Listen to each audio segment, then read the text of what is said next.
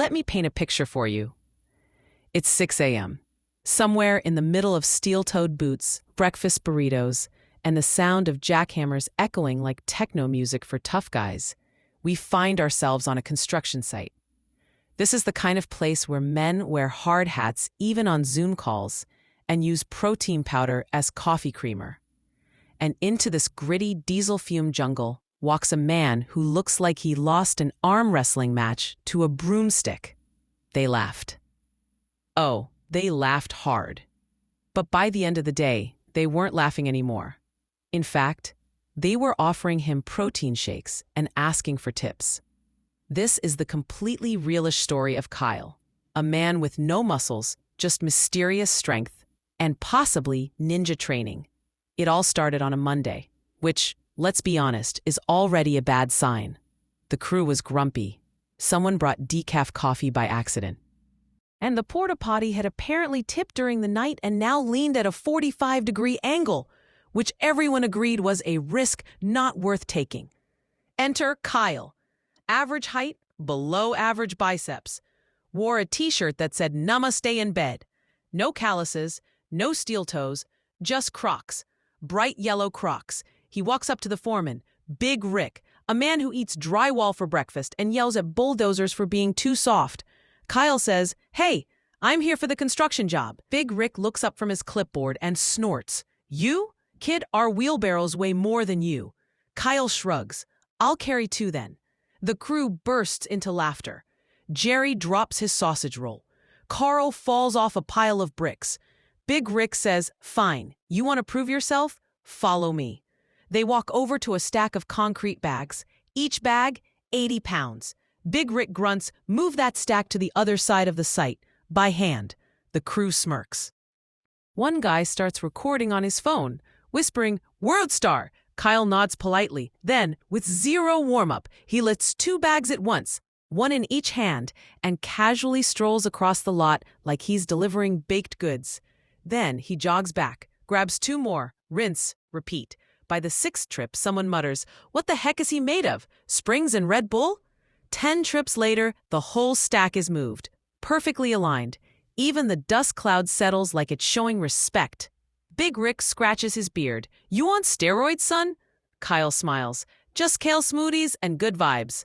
After the concrete bag miracle, Big Rick's competitive side kicks in. He gestures toward the cement mixer, the old rusty one they've lovingly named the Shaker of Doom. It's clogged. Again. Rick smirks. "You unclog that? We'll talk real work." Kyle walks over, taps the side, listens like he's diagnosing a sick cat, then pulls a spork out of his fanny pack. Yes, a spork. He climbs in. Inside the mixer. Everyone gasps.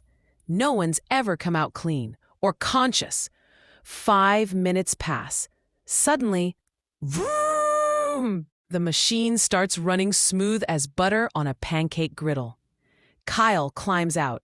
Not a speck of concrete on him. Smells faintly of lavender and victory. Rick stares. "How in the name of OSHA?" Kyle grins. "Just needed a little TLC and some elbow grease made from organic hemp." Now, the crew's convinced Kyle is either a superhero or a government experiment. But Rick ain't done testing him. He points to the site crane. It's jammed mid-swing, blocking traffic, and the operator's too scared to fix it. Rick goes, "Know anything about cranes?" Kyle, without missing a beat, says, "Only birds I haven't befriended." Rick, "What?" Kyle climbs the scaffold, 40 feet up, in Crocs. Crocs. He gets into the cabin, flips a few switches, hums a sea shanty, and beep, the crane swings back into place perfectly. Down below, Jerry wipes a tear. That was beautiful. Rick is now sweating. "Okay."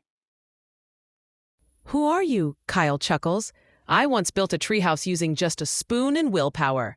Later that afternoon, it's time for the big concrete pour. Everyone's nervous. Timing has to be precise. Kyle volunteers to manage it. Rick scoffs. "You ever poured concrete?" Kyle, "Only recreationally." Rick, "That's not a thing." Kyle, "It is in Finland." Kyle takes over, commands like a maestro. measures with his pinky finger, checks the weather by tasting the air. The pour is flawless, smooth, even. You could skate on it. Big Rick is speechless. The crew is starstruck. Jerry whispers, "He's not human. He's a construction angel." That night, around the fire pit made of old cinder blocks and bad decisions, the guys ask Kyle where he learned all this. Kyle pokes the fire. "Well, you ever hear of the Sandlot School of Structural Balance?" Everyone shakes their heads. Kyle leans in. "It's a secret society. We train in abandoned Home Depots, built sheds blindfolded. We study the ancient texts, IKEA manuals written in runes. I spent a year in a Himalayan cabin learning drywall meditation." Silence. Carl mutters, "I knew it." Rick shakes his head. "You're full of crap." Kyle winks. "Am I?" The next morning, Kyle's gone. No note, no forwarding address, just a perfectly swept job site and a single concrete block shaped like a heart. Rick never doubted again. He even ordered his own pair of yellow Crocs. And somewhere out there, if you ever hear a crane running smoother than it should, or a cement mixer humming a sea shanty, it might be him. Kyle, the Croc-wearing, spork-wielding, kale-fueled legend of the site. Voiceover. Thanks for watching. Don't forget to like, subscribe, and ask yourself, could you lift 2 concrete bags in Crocs? So, picture this. Ed is your classic country farmer. Hat, boots, that gentle, I know every bug in this field vibe. Except today, Ed walks into his local general store looking like someone just told him his favorite dog ran off with the neighbor's chicken, heartbroken. The shopkeeper sees him and says, "Ed, what's with the long face? You look like you lost your last bale of hay in a tornado." Ed sighs, runs a hand through his sun-bleached hair, and says, "Well, some things you just can't explain, but I'll try." This morning, Ed goes out to milking Betsy, his prize cow. Now, Betsy is a character herself. She's got moods, opinions, and apparently legs with a vendetta. As Ed starts milking, Betsy's left leg suddenly starts ticking the bucket, hard, splashing milk everywhere. Ed tries to ignore it, thinking maybe she's just having a rough day. Nope. So Ed, thinking like a man with a plan, or at least a plan B, grabs a piece of rope and ties Betsy's left leg to the side of the stall. Problem solved? Not quite. No sooner does he settle back down, Betsy's right leg takes up the cause and starts swatting that bucket like it owes her money. So Ed grabs another piece of rope and ties the right leg down too. Now Betsy's looking at him like, "You think you've won? Watch this." Ed's feeling pretty clever now.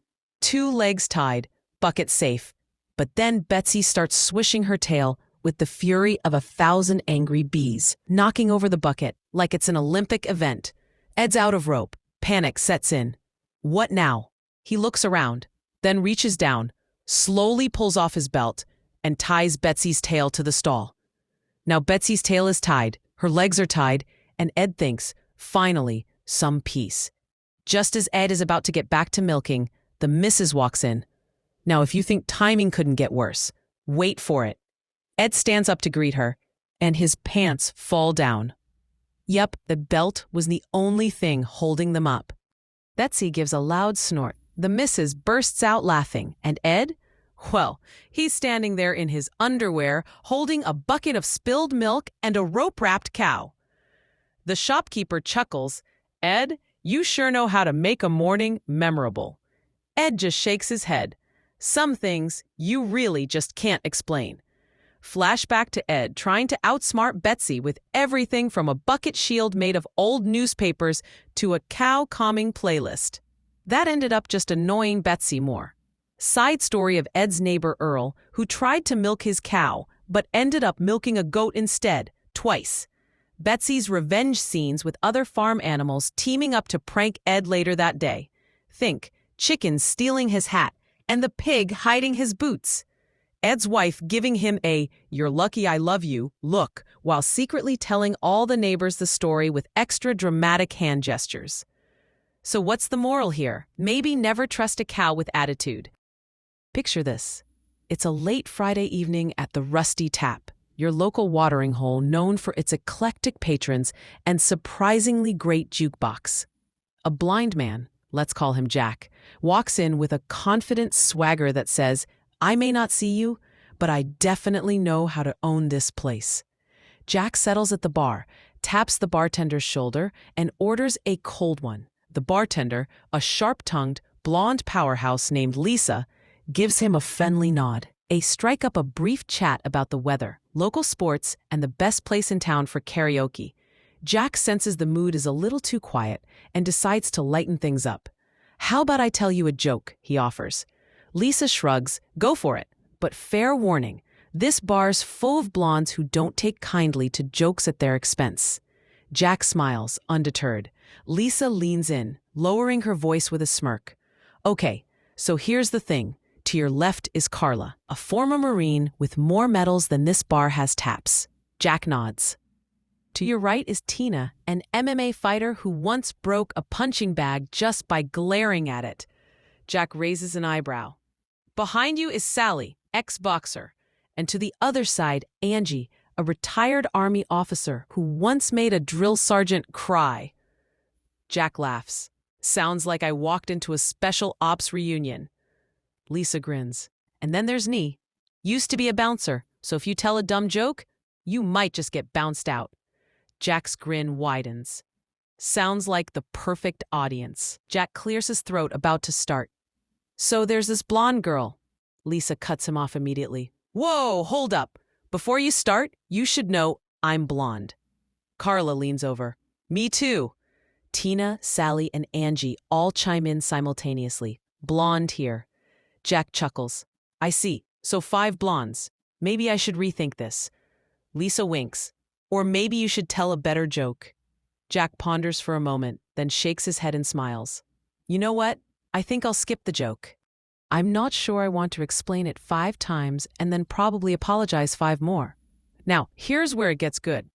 Jack and Lisa start a hilarious debate about who's the toughest in the room, with exaggerated stories about each blonde's battle scars, like Lisa throwing out a wannabe bar fight in record time or Tina bench pressing a keg for fun.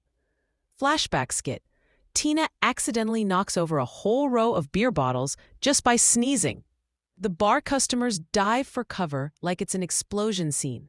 Carla recounts the time she rescued a lost tourist by using military tactics, but accidentally ended up on a roller coaster because of a map mix-up. Angie shares how she once scared off a group of rowdy bikers with just a stare and a well-timed back off. Sally, the ex-boxer, gives a tutorial on how to politely tell someone they're about to lose their teeth. Jack, meanwhile, tries to sneak in a joke about blondes and GPS systems, but gets interrupted every time, first by a spilled drink, then a karaoke singer hitting a wrong note, and finally by the bartender calling last rounds.